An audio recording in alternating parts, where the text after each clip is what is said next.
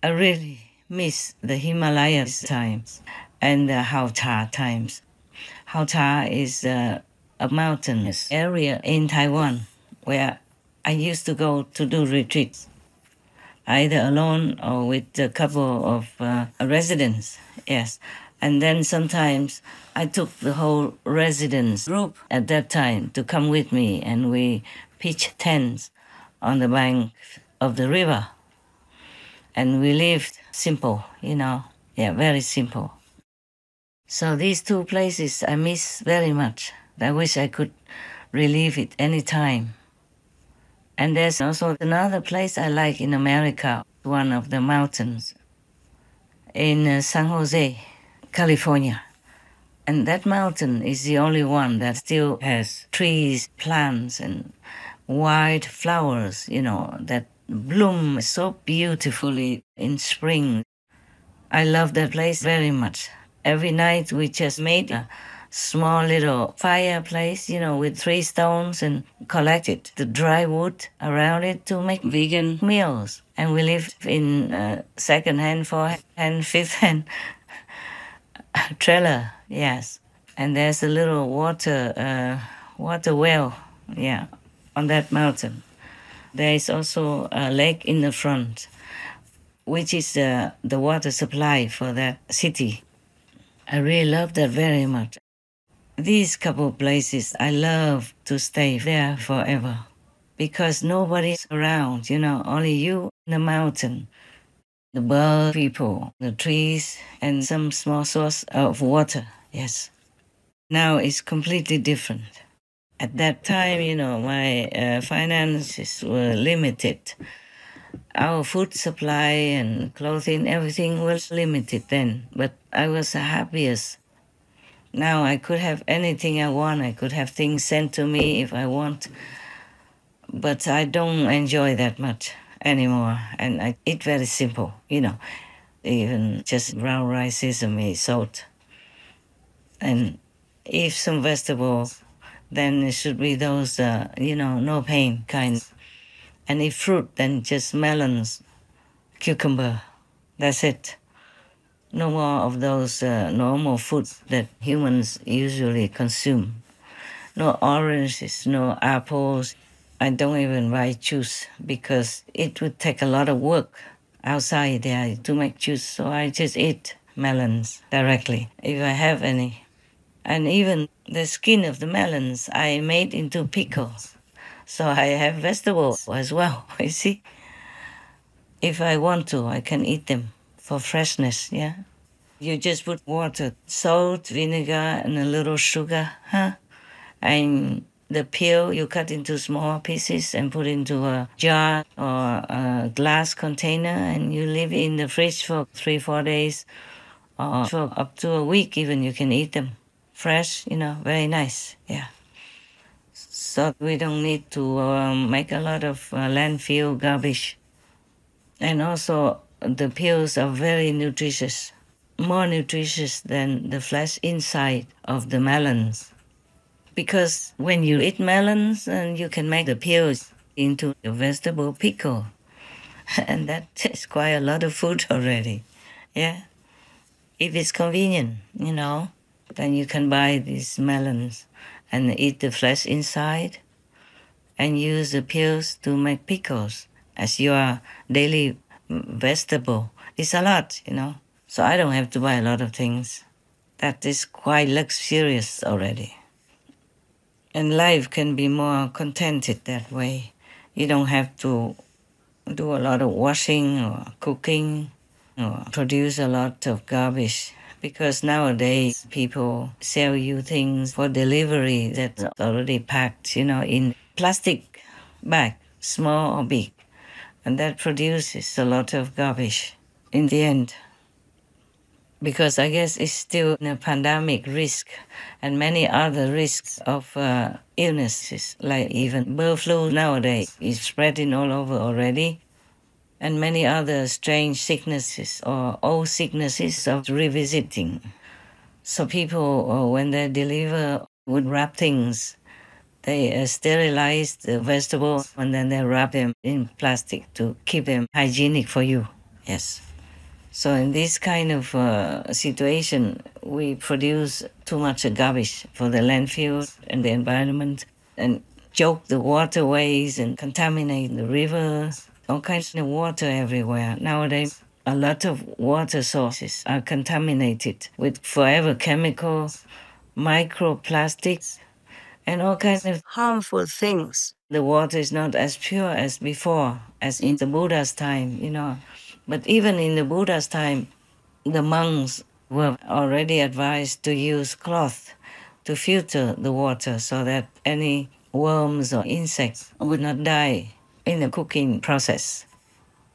And even if the monks drank some milk at that time, the milk was humanely made, you know that.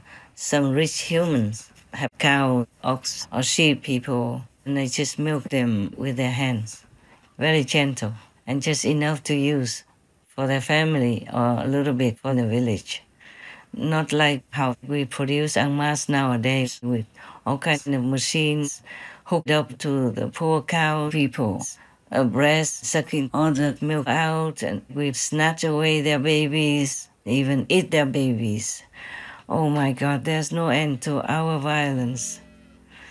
I don't know how most people's hearts can bear to eat all this if they really know how the meat is made and from what. You see, they just see the packet. They cannot picture the cow people suffering, struggling, kicking while being murdered or having their throat cut, or the babies being separated from the mother, crying all the way and going to be chopped to be your view. And all the fish people jumping, grasping for breath in the net, or being caught alive, kept alive, and having the head chopped to be eaten while still alive. Oh my God, you know, many other things like that. And the crab and lots of people screaming when people throw them in the boiling water to be cooked alive. And all the shrimp people still jumping while being cooked. Oh, talking about that, it is terrible for the heart. I don't want to. I don't want to, but I have to remind people that these are the facts. The truth is like that. The truth is the flesh, the meat that you stuff into your mouth comes from tremendous suffering and pain of the innocent beings who have done no harm to you. Talking about all this is really heart-wrenching. Yesterday, I could not bear it, seeing so much suffering, physically and non-physically. You can see it in your mind even if you don't watch TV. Because your soul is free, you know, you can roam around and look everywhere you want. Sometimes I have to shut it all down, otherwise I can't live. Yesterday I was in so much pain and suffering, seeing too much sorrow in the world. I normally don't pray to God for anything, for myself. But yesterday I had to kneel down and say, please, just for my sake, please stop all this. Don't punish me with all this suffering that I have to see, have to feel. I have to know. It was terrible. I cannot bear it.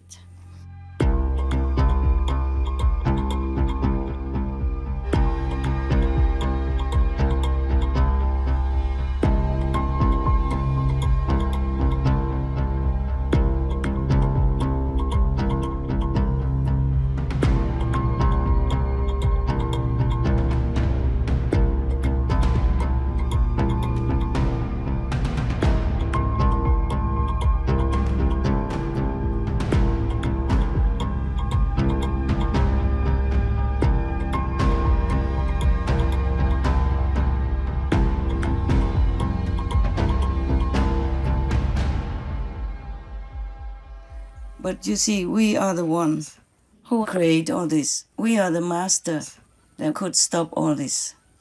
So I just begging all of the people in the world, please be kind to yourself. Because if you really, truly want to be kind to yourself, then be kind to all others. Stop all the suffering for the animal people and for the humans in the wars. And that is how you are kind to yourself. That's how you are planning a beautiful life for now and the future, and for all others around you, for all your children, grandchildren, great-great-great-grandchildren, for further generations from your clan, your family. Please be kind to yourself. I'm sorry to have told you all this. I just talk as it goes. Whatever comes. I don't write down anything. I don't have any people who write for me. I don't have anyone for a teleprompter or notes or anything at all. I'm talking only into recording devices. I use two, so in case one doesn't work or I might have forgotten to record on one. It did happen also sometimes. So I use two in case one is not working and the other is picking it up.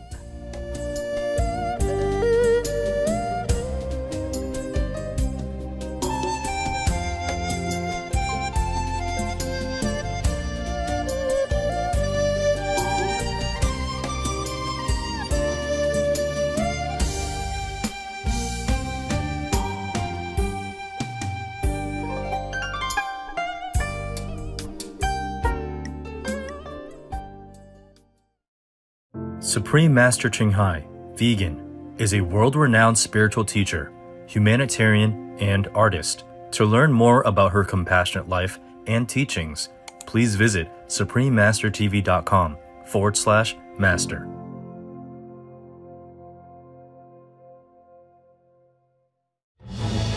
Peace is happening around our world. Peace News number 70 of many and counting. There are many countries promoting peace and fostering amity among peoples and governments.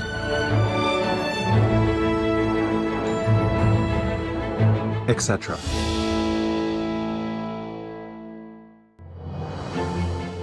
February 2024.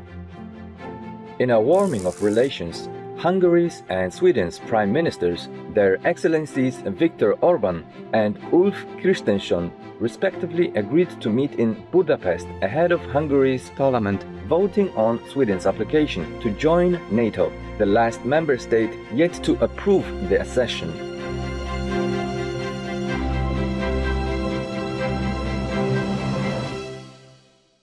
By creating peace, we all can make a loving, serene, and prosperous world.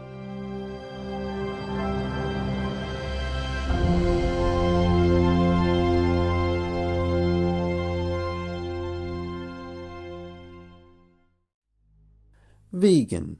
Forget what you looked like before. Of course you look better now.